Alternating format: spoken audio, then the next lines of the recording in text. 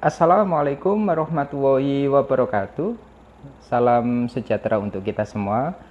Baik teman-teman, rekan dan rekan-rekan HSE dan sekerja dimanapun berada. Kali ini saya akan membawakan satu materi tentang K3. Mungkin materi ini akan unik ya, atau yang terjadi di sehari-hari yang kita kerjakan. Mungkin mengenai terkena ke kita, atau saya, Anda, atau keluarga kita. Baik ya, untuk materi hari ini tentang, saya baca aja ya, bahaya terpeleset, tersandung, dan terjatuh. Kecelakaan yang diakibatkan karena terjatuh, terpeleset, ataupun tersandung sangat memungkinkan terjadi di semua area kerja, seperti perkantoran, bengkel, workshop, gudang, dan area kerja lainnya. Dampak yang ditimbulkan akibat kecelakaan juga bisa bervariasi dari luka ringan sampai fatal. Tentunya ini akan mengakibatkan banyak kerugian baik bagi pekerja maupun bagi perusahaan. Kecelakaan yang disebabkan oleh tersandung, terjatuh, dan terpeleset sebenarnya bisa dicegah. Yang pertama, untuk penyebab terpeleset atau bahasa Inggrisnya slip, yaitu terpeleset diakibatkan oleh terlalu sedikitnya faktor gesekan antara alas kaki dengan lantai kerja sehingga menyebabkan pekerja kehilangan keseimbangan. Penyebab terpeleset antara lain: A. Produk basah atau tumpahan di lantai kerja. Contohnya adalah lumpur, sabun, minyak, dan air. B. Produk kering yang menyebabkan lantai kerja licin, contohnya adalah kaca, kayu, serbuk, granula, dan plastik. C.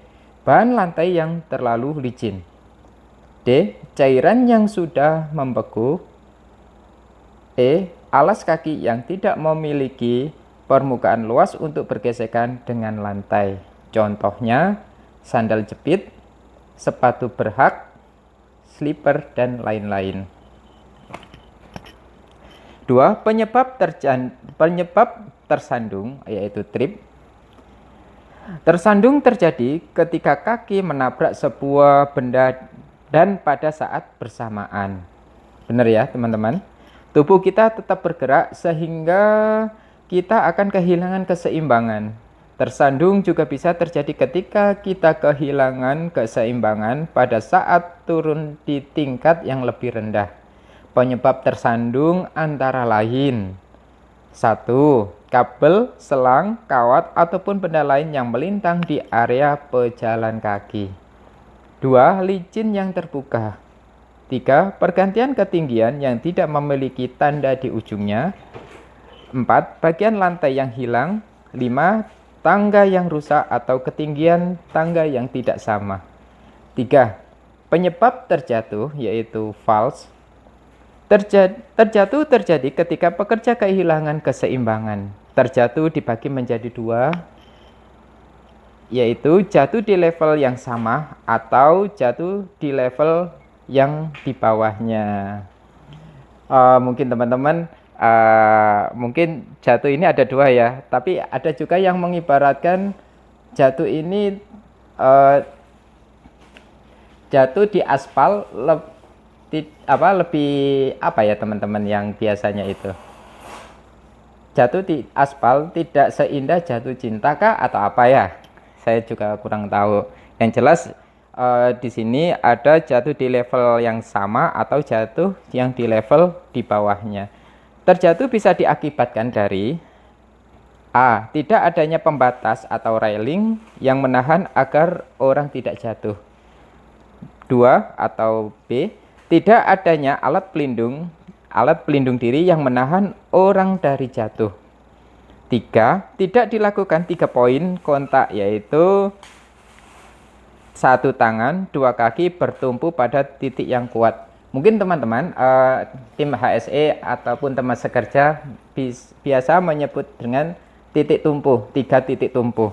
Kalau di sini disebutkan 3 poin, 3 poin kontak, atau kalau istilah kerennya titik tumpu, 3 titik tumpu, yaitu 1 tangan, 2 kaki. Bahaya atau 3 Romawi besar. Bahaya atau resikonya: terpleset, slip, tersandung, trip, dan terjatuh fals mungkin akan terlihat bukan masalah yang besar. Namun ketiganya memberikan sumbangan insiden yang cukup banyak di area kerja. Kerugian yang diterima perusahaan dan pekerja juga cukup besar. Mungkin teman-teman ini sudah selesai. Teman-teman bisa menanyakan di kolom komentar apa sih tentang bahaya terpleset, tersandung, yang terjatuh mengenai K3. Terus yang lain-lain silakan komen, dan bila teman-teman belum like dan subscribe, silakan like dan subscribe. Bila mana ilmu ini dirasa perlu, silakan diteruskan atau dibagikan ke orang tercinta atau orang tersayang. Terima kasih. Wassalamualaikum warahmatullahi wabarakatuh.